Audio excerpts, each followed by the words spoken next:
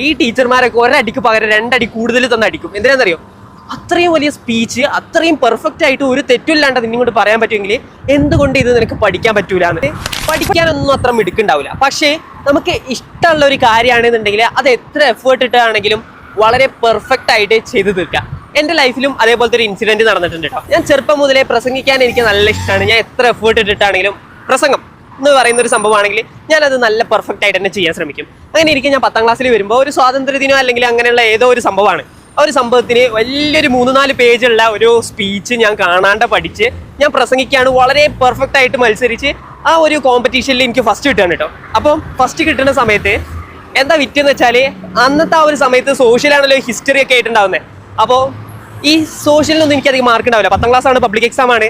പക്ഷേ എനിക്ക് ഒട്ടും മാർക്കോ ഞാൻ പഠിക്കുന്ന ആളൊന്നുമല്ല. പക്ഷേ ഈ ഒരു കോമ്പറ്റീഷൻ കഴിഞ്ഞപ്പോൾ ഇതിൻ്റെ ജഡ്ജസിൽ ഒരാൾ എന്ന് പറയുന്നത് എൻ്റെ സോഷ്യൽ ടീച്ചറായിരുന്നു. എന്നാലോ ഒരു പേജ് മാത്രം വരുന്ന സ്കൂളിലുള്ള സോഷ്യൽ സബ്ജക്റ്റിൽ അല്ലെങ്കിൽ മറ്റ് സബ്ജക്റ്റിലുള്ള എസ്സേയോ മറ്റു കാര്യങ്ങളൊന്നും ഇങ്ങോട്ട് പഠിക്കാനോ എഴുതാനോ പറ്റുന്നില്ല. ഞാൻ അത്രത്തോളം പഠിക്കുന്ന ഒരാളുമല്ല. ആ ഒരു സമയത്ത് പിന്നീട് വരുന്ന ക്ലാസ് ടെസ്റ്റ് ആയിക്കോട്ടെ, എക്സാം ആയിക്കോട്ടെ, ഈ ടീച്ചർമാരൊക്കെ ഒരടിക്ക് പകരം രണ്ടടി കൂടുതൽ തന്നെ അടിക്കും. എന്തിനാണെന്നറിയോ? അത്രയും വലിയ സ്പീച്ച് അത്രയും പെർഫെക്റ്റ് ആയിട്ട് ഒരു തെറ്റില്ലാണ്ട് നിന്നോട് പറയാൻ പറ്റുമെങ്കിൽ എന്തുകൊണ്ട് ഇത് നിനക്ക് പഠിക്കാൻ പറ്റൂല എന്ന്. അപ്പോഴാണ് ഞാൻ മനസ്സിലാക്കി, ശരിയാണല്ലോ, അത് എന്നെ കൊണ്ട് ആ രീതിയിൽ പെർഫെക്റ്റ് ആയി ചെയ്യാൻ പറ്റുമെങ്കിൽ ഈ ബുക്കിലുള്ള ഈ ഒരു ചെറിയൊരു കാര്യം എന്നെ കൊണ്ട് എന്താ പഠിക്കാൻ പറ്റാതെ. പിന്നീട് അതിനുശേഷം ഞാൻ എന്താ ചെയ്തതെന്ന് വെച്ചാൽ ഒരു സ്പീച്ച്, ഒരു പ്രസംഗം എങ്ങനെയാണോ ഞാൻ പഠിക്കുന്നത് ആ രീതിയിൽ ഞാൻ ആ സബ്ജക്റ്റിലുള്ള എല്ലാ ക്വസ്റ്റ്യൻസും എല്ലാ ആൻസറും ഞാൻ പഠിക്കാൻ തുടങ്ങി.